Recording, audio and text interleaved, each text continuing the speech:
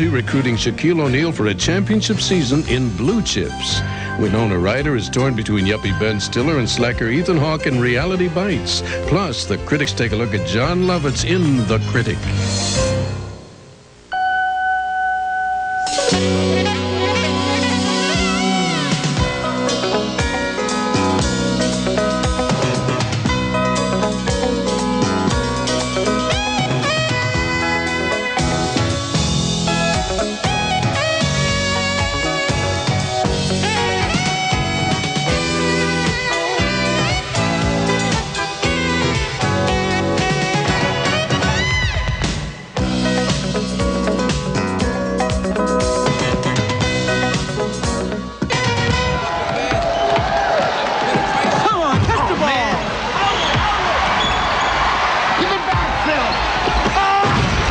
College basketball coach Nick Nolte allows recruiting payoffs to get him a fabulous talent in the form of Shaquille O'Neal in Blue Chips, a recruiting scandal story that's one of the big movies we're going to be reviewing this week on Siskel and Ebert, along with the revival of the only X-rated Oscar-winning Best Picture. Can you name it? And also critics criticizing The Critic.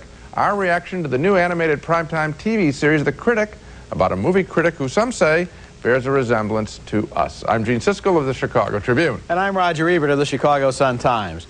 Our first movie is Blue Chips, and although the ads make this look like a basketball comedy, it's actually a pretty hard-hitting drama about the world of big-time college basketball.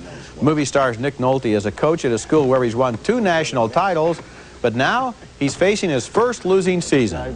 He's always been scrupulously honest in his recruiting practices, but there's pressure on him to produce or lose his job. He talks it over with his friend, the athletic director, played by Boston Celtics legend Bob Cousy. One, if I break the rules and I get caught, I'll get kicked out of coaching. And what's the second reason? I might not get caught. Nolte goes after some of the top prospects in the country, including a player from Louisiana, played by Shaquille O'Neal. He ain't no brain surgeon, all right?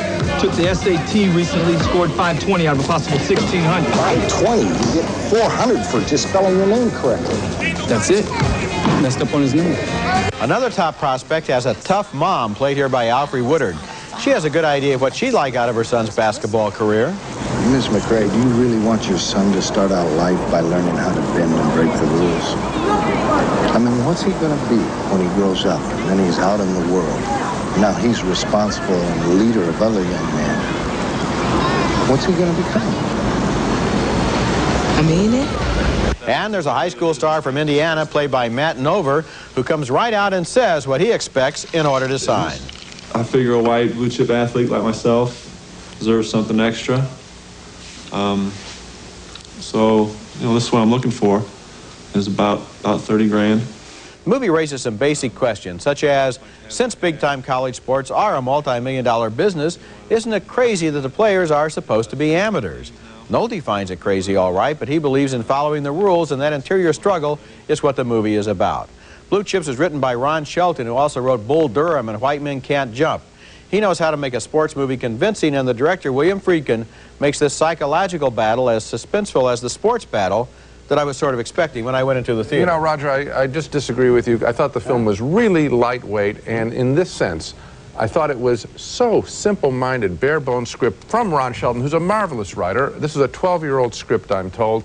It isn't have an updated, fresh quality. All it is he's facing the losing season. He has a losing season. He tolerates the recruiting violations, and then he feels badly about him at the end of movie. Well, isn't that what it's all about? That is the story. Isn't that the story? The pressures. What about all the pressures that are on him?